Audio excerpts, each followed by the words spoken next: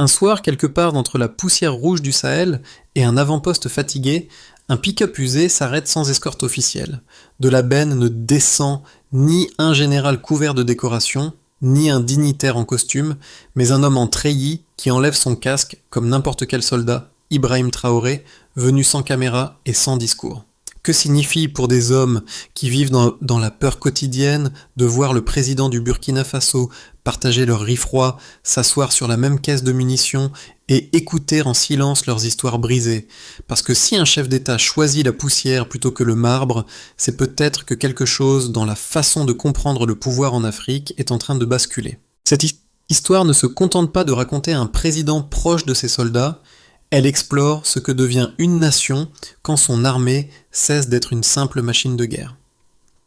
En suivant le parcours d'Ibrahim Traoré, le spectateur découvre comment une force militaire peut être reconstruite comme une fraternité, où la fidélité ne s'achète pas avec des primes, mais se tisse à travers la souffrance partagée et l'empathie assumée.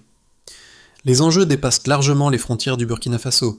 Il s'agit de savoir si, au cœur du Sahel, un dirigeant peut inverser des décennies de méfiance entre soldats et civils, transformer le deuil en dignité et défier sans armes diplomatiques l'ordre géopolitique qui préfère une Afrique fragile.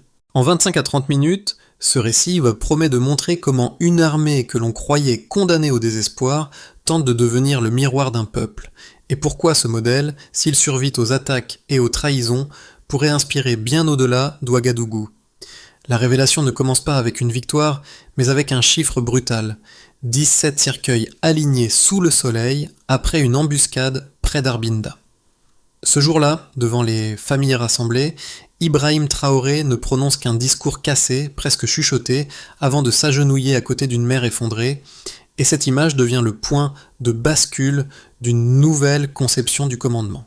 Pour comprendre ce moment, il faut revenir à 2022, lorsqu'un Burkina Faso épuisé saigne silencieusement. Des villages entiers sont vidés, les routes se désertent, les soldats partent au front avec des bottes usées, des cantines vides et la sensation écrasante d'être les oubliés d'un État lointain. Pendant des années, l'armée a été perçue comme un outil brut. On l'envoie, on la sacrifie, on l'oublie. Les morts ne laissent derrière eux qu'un trou dans la famille et aucune trace officielle, parfois même pas un acte de décès. C'est dans ce climat de lassitude et de méfiance qu'Ibrahim Traoré arrive au pouvoir, non pas avec la promesse d'acheter plus d'armes, mais avec l'idée déroutante qu'avant de renforcer le feu, il faut réparer les cœurs qui portent le fusil. Il lance le fonds de solidarité nationale pour la défense, destiné à garantir que les veuves des soldats tombés ne retombent plus dans une pauvreté sans fond, que les orphelins soient nourris et scolarisés, que le sacrifice ne soit plus une disparition sociale. Parallèlement, il imagine le concept de soldat-famille, aides au logement, accès à l'école pour les enfants, soutien à la réinsertion des démobilisés. Peu à peu, une nouvelle grammaire du pouvoir se construit. L'autorité ne se mesure plus seulement en ordre donné, mais en promesses tenues auprès de ceux qui paient le prix du conflit. Et c'est dans ce cadre que l'on commence à parler d'Ibrahim Traoré, non comme d'un simple chef d'État, mais comme d'un soldat-président qui accepte que sa légitimité se juge dans la poussière des casernes, pas dans l'éclat des tribunes. Pour suivre ce basculement, il faut regarder le Burkina Faso à travers les yeux de ceux qui soudain voient leur quotidien changer à la marge. D'abord, il y a cette mère de Koudougou qui perd son fils dans une embuscade, persuadée qu'après les funérailles, elle sera condamnée au silence et à l'oubli comme tant d'autres avant elle. Quelques jours plus tard, la porte de sa cour s'ouvre sur un petit cortège modeste. Au milieu, sans costume, se tient Ibrahim Traoré, qui s'assoit à même le sol, prend sa main tremblante et laisse la plainte remplir l'espace sans tenter de l'interrompre. Pas de caméra, pas de discours solennel, seulement un chef d'État qui choisit de faire du silence un langage politique. Ensuite, il y a ce caporal mutilé qui entre dans l'un des centres de rééducation ouverts à Ouagadougou, persuadé qu'il y trouvera seulement des murs décrépits et une assistance minimale. À la place, il découvre des prothèses modernes, une prise en charge psychologique, un personnel qui lui parle comme à un homme entier, pas comme à un fardeau. Dans ces histoires individuelles, souvent ignorées des grands médias, se lit la stratégie d'Ibrahim Traoré. faire de chaque soldat un témoin vivant d'une armée qui ne jette plus ses blessés. Ce sont ces personnages anonymes mais décisifs qui deviennent les guides invisibles de ce récit. Mères, veuves, vétérans, enfants d'orphelins, tous pris dans un mouvement où la dignité commence à prendre la place de la résignation. Et à travers leurs regards, la figure du soldat du soldat président se précise, non comme un héros romantisé, mais comme un homme qui tente de raccommoder, fil après fil, le lien déchiré entre l'uniforme et la société. Au départ, tout semble suivre la vieille logique d'une guerre sans fin. Les convois partent à l'aube, les patrouilles se perdent dans la poussière, les nouvelles d'embuscade arrivent comme une pluie régulière de mauvaises nouvelles. Mais quelque chose change quand Ibrahim Traoré commence à se présenter lui-même sur les lignes les plus exposées, non pas comme un visiteur lointain, mais comme un homme qui accepte les mêmes risques que ses soldats. Le point de départ, c'est cette armée fatiguée, mal équipée, où les hommes se sentent remplaçables et invisibles, et où chaque décès se dissout dans le silence administratif. Le premier mouvement de la chronologie est discret. Création du Fonds de solidarité nationale, promesse que les familles des morts ne seront plus abandonnées à la misère. Ce n'est pas une annonce spectaculaire, plutôt un fil qui commence à recoudre une confiance déchirée. Puis viennent les programmes pour les démobiliser, ces anciens combattants qui, autrefois, devenaient des fantômes errants entre chômage et traumatisme. Des centres de formation, des subventions de démarrage, une réinsertion progressive transforme ces hommes en mécaniciens, agriculteurs, artisans, figures de stabilité dans leur quartier. Le deuxième temps, plus visible, se joue dans les hôpitaux et les centres de rééducation. Les blessés graves, amputés, brûlés, ne sont plus abandonnés dans des couloirs oubliés. 2 centres spécialisés sortent de la poussière de Ouagadougou et de Dori, offrant prothèses, suivi psychologique, thérapies au long cours. La phrase qui circule alors parmi les soldats est simple, Ils nous regardent comme si nous étions encore entiers. La chaîne des événements se déploie. À chaque visite présidentielle, un récit naît, se raconte, se propage d'une caserne à l'autre. Le troisième mouvement arrive dans le temps du deuil collectif. Après la mort des 17 soldats près d'Arbinda, les funérailles deviennent un moment fondateur. La présence d'Ibrahim Traoré, debout devant les cercueils, puis agenouillé auprès des familles, ouvre la voie à une transformation symbolique. Le chagrin cesse d'être seulement privé, il devient un langage national. Quelques semaines plus tard, la Journée nationale du courage est instituée. Une fois par an, tout s'arrête. Écoles fermées, marchés silencieux, drapeaux abaissés, prières dans les églises et les mosquées, marche du président pieds nus dans les mémoriaux. À partir de là, la chronologie n'est plus seulement militaire. Des parents, qui avaient peur de voir leur fils s'engager, se mettent à porter de la nourriture au point de contrôle. Des femmes qui maudissaient l'État commencent à prier pour les hommes en uniforme. Les soldats comprennent peu à peu qu'ils ne se battent plus uniquement pour des ordres, mais pour des visages, des liens, une mémoire commune. L'onde de choc de ces décisions se prolonge. Chaque rituel, chaque geste de proximité, chaque réforme sociale devient une étape dans la reconstruction d'une armée qui tente de se battre pour la dignité autant que pour le territoire. La nouvelle grammaire du pouvoir pourrait rester purement émotionnelle, mais elle s'ancre aussi dans quelques repères concrets. En 2022, le pays vit l'une de ses périodes les plus sanglantes, avec des villages entiers vidés et des unités usées par des années de conflits. Cette date marque le début d'une tentative de renversement. La priorité n'est plus d'augmenter uniquement la capacité de feu, mais de reconstruire la cohésion humaine de l'armée. Le premier repère, ce sont les 17 soldats tombés à Arbinda. 17 cercueils, c'est un chiffre limité à l'échelle du Sahel, mais pour une nation de taille modeste, c'est une plaie ouverte dans presque chaque région. Ce nombre devient un symbole gravé sur la pierre d'un mémorial, mais surtout sur la conscience collective. Il incarne la bascule d'un sacrifice ignoré vers un deuil reconnu. À partir de cette douleur, la Journée nationale du courage, Jour du courage, offre un cadre annuel où la mémoire ne disparaît plus dans le flux des mauvaises nouvelles. Le deuxième repère, ce sont les 2 centres de rééducation mis en place dans la capitale et dans une autre ville clé. 2 lieux seulement, mais qui concentrent une révolution silencieuse. Prothèses avancées, soins à vie, thérapie de groupe, accompagnement des familles. Dans une région où les blessés de guerre sont souvent condamnés à une marginalité sans fin, l'existence de ces espaces signifie que la valeur d'un soldat ne s'arrête plus à sa capacité de marcher ou de tirer. Chaque prothèse posée raconte que le corps mutilé n'est pas la fin d'une utilité, mais le début d'une autre contribution possible. Le troisième repère, ce sont les centaines d'anciens combattants qui deviennent petits entrepreneurs, mécaniciens, agriculteurs, artisans. Ce nombre, même approximatif, dessine une tendance. La démobilisation n'aboutit plus automatiquement à l'errance et au ressentiment. La discipline de l'armée se transforme en rigueur professionnelle. La connaissance du terrain en savoir-faire économique, la survie quotidienne en stabilité relative pour des familles entières. On passe d'une logique où le soldat démobilisé est un risque potentiel à une logique où il peut devenir un pilier local. Enfin, il y a les indicateurs moins chiffrés, mais tout aussi parlants. Les rapports évoquent une stabilisation progressive des communautés reconstruites, une baisse des désertions dans certaines zones de combat. Les soldats restent à leur poste non parce qu'ils y sont forcés, mais parce qu'ils sentent que leur souffrance est reconnue et que leurs proches ne seront pas oubliés. Dans ce contexte, l'insistance d'Ibrahim Traoré sur l'assurance maladie dédiée aux militaires et à leurs familles, avec des soins allant de la chirurgie à la thérapie psychologique, s'inscrit comme un prolongement cohérent. La défense du pays passe par la protection de ceux qui la portent. En résumé, les chiffres sont peu nombreux, mais chacun d'eux pointe un déplacement profond. De 22 et ses blessures, les 17 morts d'Arbinda, les 2 centres de rééducation, les centaines de vétérans réinsérés. Autant de balises qui donnent un relief concret à ce qui pourrait n'être qu'un récit de compassion.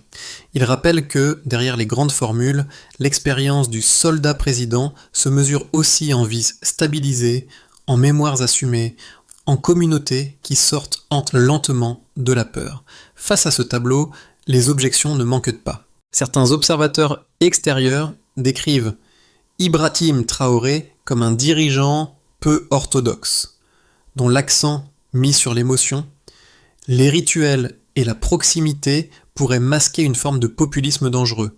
Ils craignent qu'une armée trop liée au peuple devienne incontrôlable, que la fusion entre chagrin collectif et mobilisation militaire produise une force difficile à encadrer politiquement.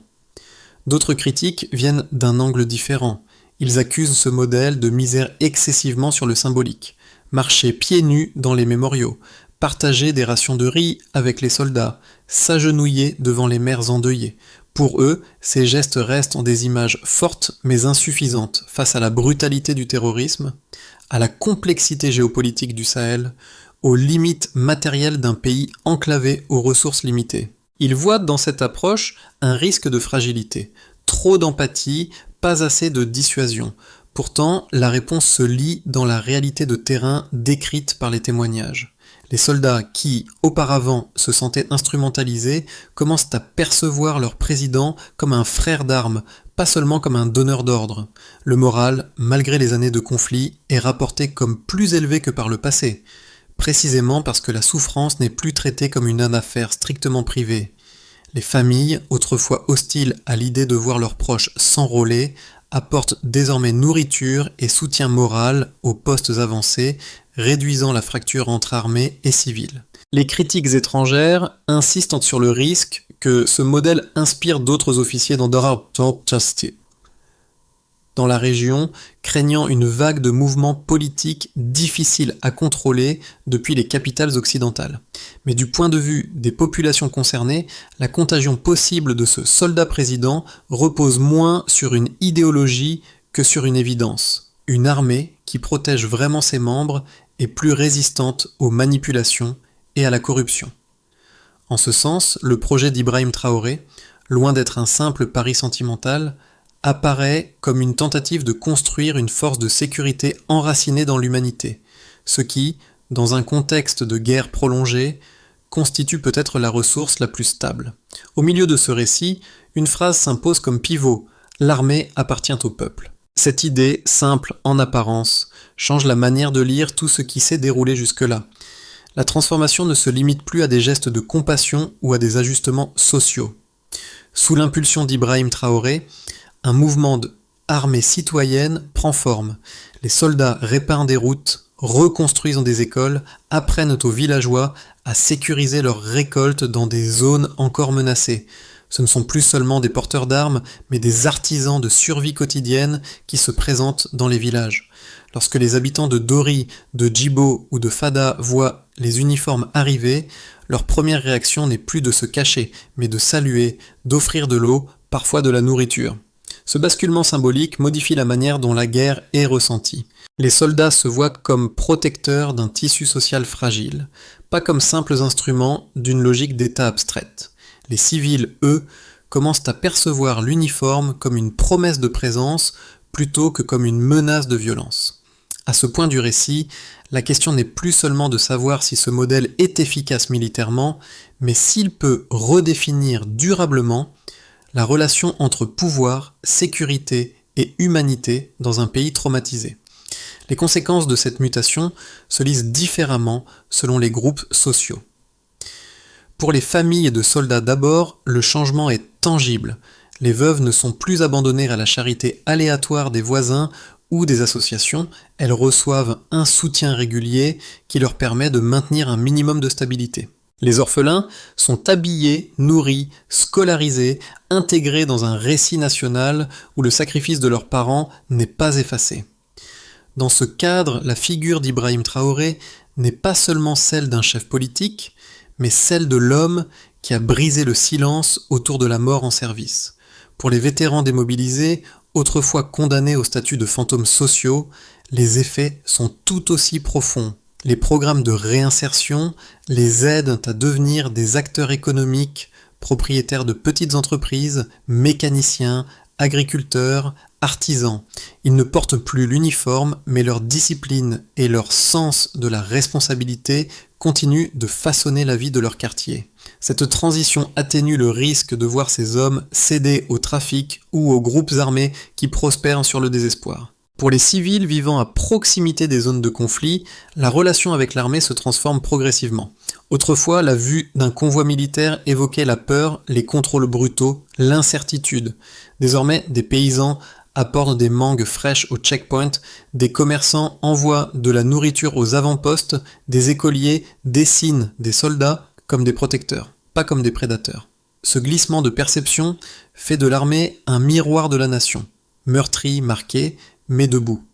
Pour ces communautés, Ibrahim Traoré incarne le lien qui permet cette réconciliation fragile entre uniforme et habit civil. À l'échelle régionale, la portée symbolique se fait sentir dans les casernes de pays voisins. Au Mali, au Niger, au Tchad, de jeunes officiers mentionnent le nom du président burkinabé comme un exemple de leadership enraciné dans la proximité et la dignité plutôt que dans l'apparat. Ils ne voient pas en lui un modèle de coup d'État, mais une esquisse de conscience nouvelle, le pouvoir comme extension de la responsabilité devant les plus exposés, non comme simple contrôle des ressources ou des alliances. Cette admiration inquiète certaines capitales occidentales où l'on préfère une Afrique prévisible à une Afrique qui redéfinit sa propre manière de commander et de se défendre. Enfin, pour les analystes internationaux qui suivent les Burkina Faso News à distance, la situation pose une énigme. Comment intégrer dans leur grille d'analyse un dirigeant qui tente de stabiliser un pays sans se reposer d'abord sur l'aide extérieure ou sur la technologie militaire importée, mais sur la reconstruction de la confiance entre soldats et population. Dans cette perspective, l'expérience d'Ibrahim Traoré apparaît comme un test, celui de savoir si un leadership ancré dans l'empathie peut survivre aux pressions d'un environnement où la force brute reste la norme. En regardant vers les prochains mois, plusieurs trajectoires se dessinent pour le Burkina Faso. Dans un scénario de base, le pays poursuit lentement la consolidation des réformes déjà engagées. Les programmes de soutien aux familles de soldats, de réinsertion des vétérans et d'assurance maladie dédiée continuent de fonctionner avec des ajustements progressifs. L'armée reste sous pression, mais conserve un moral relativement élevé, porté par cette fraternité construite entre le front et l'arrière. Les attaques persistent, mais la capacité de résilience des communautés locales s'accroît, grâce aux liens tissés entre civils et militaire. Dans un scénario optimiste, l'effet d'entraînement devient plus visible. La journée nationale du courage, les visites régulières aux soldats, la présence d'Ibrahim Traoré sur le terrain renforcent durablement la confiance interne. Les jeunes officiers, inspirés par ce modèle, au Burkina Faso et au-delà, choisissent de placer l'humanité au cœur de leurs pratiques, ce qui limite certaines dérives violentes. Les initiatives de type armée citoyenne produisent des résultats concrets. Routes réparées, écoles reconstruites, villages plus résilients face aux chocs climatiques et sécuritaires. Dans ce cadre, la figure du soldat Panos Aspire, soldat président, devient une référence africaine, pas parce qu'elle serait parfaite, mais parce qu'elle prouve qu'un autre style de commandement est possible. Dans un scénario sombre, au contraire, les forces hostiles au changement se réorganisent. Les groupes armés profitent de la fatigue accumulée, de la fragilité économique, de la lassitude des populations pour intensifier leurs attaques. Les acteurs qui tirent avantage de l'instabilité, à l'intérieur comme à l'extérieur du pays, tentent de discréditer la démarche d'Ibrahim Traoré en la présentant comme naïve ou dangereuse. Une série de revers militaires ou de tensions politiques pourrait fragiliser le pacte de confiance patient entre l'armée et le peuple, remettant en cause les gains obtenus autour de la mémoire, des soins et de la réinsertion. Entre ces scénarios, aucun n'est écrit d'avance. La seule certitude à court terme est que le modèle d'une armée reconstruite par l'empathie restera exposé à la trahison, aux pressions extérieures, aux calculs de ceux qui préfèrent une Afrique dépendante. Mais tant que le noyau de ce projet, la dignité des soldats et des civils, demeure vivant, la question centrale reste ouverte. Jusqu'où un pays peut-il aller en choisissant de faire du courage partagé plutôt que de la peur le moteur de sa défense? Pour quelqu'un qui regarde cette histoire depuis très loin, peut-être d'une grande ville occidentale ou d'une autre capitale africaine, elle peut sembler à la fois inspirante et inconfortable. Inspirante parce qu'elle montre un dirigeant qui ne se cache pas derrière des murs ou des cortèges, mais qui marche dans la même poussière que ses soldats. Inconfortable parce qu'elle soulève une question implicite. Pourquoi ce type de leadership reste-t-il l'exception et non la règle ? Ce récit touche d'abord ceux qui travaillent, eux aussi, dans des institutions confrontées à la fatigue, au risque, au mépris parfois. Qu'il s'agisse de soignants, de enseignants, de travailleurs sociaux ou de simples fonctionnaires, l'idée qu'un responsable accepte de partager réellement la condition de ceux qu'il dirige résonne au-delà du contexte militaire. La manière dont Ibrahim Traoré choisit de s'asseoir par terre avec les veuves, de parler aux blessés, de vérifier les bottes d'un caporal à l'aube, renvoie chacun à sa propre relation à l'autorité. Pour des jeunes qui voient l'Afrique à travers le prisme des crises médiatisées, le Ibrahim Traoré Interview n'est pas seulement une curiosité politique, mais un miroir possible, celui d'une génération qui refuse de confondre force avec froideur. Le Burkina Faso, dans cette histoire, n'est pas une abstraction lointaine, mais un laboratoire de dignité collective. Chaque geste de ce soldat président rappelle que le pouvoir n'est pas seulement affaire de budget et de traités, mais aussi de la façon dont on regarde les plus vulnérables. En fin de compte, même pour un spectateur qui ne connaîtra jamais le Sahel, ce récit laisse une empreinte simple. La qualité d'un leadership se mesure peut-être à la distance, ou à l'absence de distance, entre ceux qui décident et ceux qui portent les conséquences des décisions. Si l'on devait extraire de cette expérience une sorte de feuille de route, elle ne prendrait pas la forme d'un manuel technique, mais de quelques principes structurants. Le premier serait de lier systématiquement la décision militaire au destin des familles. Au Burkina Faso, sous l'impulsion d'Ibrahim Traoré, chaque réforme majeure s'accompagne d'un souci explicite pour les veuves, les orphelins, les blessés, les démobilisés. Ce n'est pas un supplément d'âme, c'est la condition pour que l'armée cesse d'être perçue comme une machine qui broie ses propres membres. Le deuxième principe consisterait à inscrire la mémoire dans des rituels réguliers plutôt que dans des commémorations ponctuelles. La journée nationale du courage, les marches silencieuses, les fleurs déposées sur des tombes anonymes, les paroles gravées dans la pierre ne ressuscitent personne, mais elles empêchent que la mort en service soit reléguée au rang de statistique. Cette mémoire partagée nourrit la cohésion entre soldats et civils qui commencent à se reconnaître dans les mêmes histoires. Le troisième principe toucherait à la santé mentale et à la réinsertion. en refusant que le traumatisme reste une malédiction privée, en faisant entrer psychologues et programmes de soutien dans les casernes, en reliant les hôpitaux militaires et civils, le Burkina Faso explore une manière différente de traiter la fatigue de guerre. Les anciens combattants, transformés en acteurs économiques, deviennent des témoins vivants de cette transition. Enfin, un quatrième principe serait la présence physique du dirigeant. Les visites d'Ibrahim Traoré sur les bases, dans les camps, dans les villages, ne sont pas de simples tournées d'images. Elles constituent le ciment d'une confiance qui ne se décrète pas depuis un bureau. En combinant ces éléments, le modèle Burkina Faso esquisse une réponse, une armée plus forte, non parce qu'elle est plus dure, mais parce qu'elle est plus profondément reliée à la société qu'elle prétend défendre. On pourrait revenir à cette mère de Koudougou, assise dans la poussière de sa cour, persuadée que la mort de son fils serait avalée par le silence. Ce jour-là, au lieu d'un fonctionnaire pressé, elle voit entrer un homme en treillis qui s'agenouille, pose son front contre sa main tremblante et reste là, sans promesse de richesse, seulement avec la promesse du souvenir. Cette scène reprise et racontée dans les casernes, sur les marchés, dans les bus, devient un motif discret du nouveau Burkina Faso.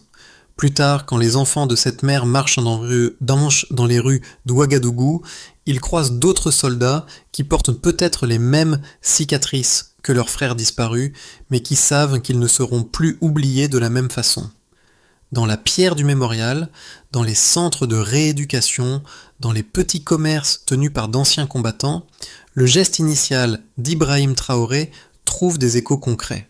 Il ne s'agit pas d'un culte de la personnalité, mais d'une culture de l'humanité patiemment construite autour de ceux qui ont le plus payé. Un jour, quand la poussière du Sahel retombera sur d'autres histoires, on se souviendra peut-être simplement de ceci. Un président a choisi de marcher avec ses soldats, pas de les regarder tomber de loin. À la fin de ce récit, une question demeure pour chacun. Lorsque l'on voit un drapeau flotter au-dessus d'une terre marquée par la guerre, flotte-t-il pour le pouvoir ou pour les gens qui y vivent encore ?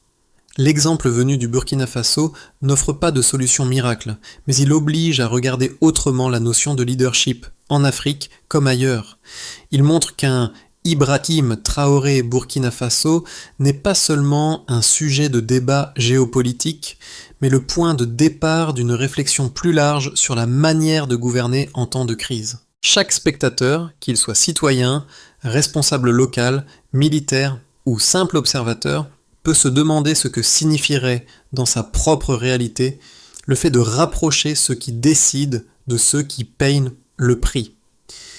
Si cette histoire a bousculé votre idée du courage et du commandement, ne détournez pas le regard. Restez attentif à la suite, aux voix qui montent du Sahel, et d'ailleurs aux expériences qui tentent de réconcilier force et empathie. Parce qu'au fond, la véritable question est simple. Combien de temps encore acceptera-t-on des pouvoirs qui gouvernent à distance de la poussière où vivent leurs peuples ?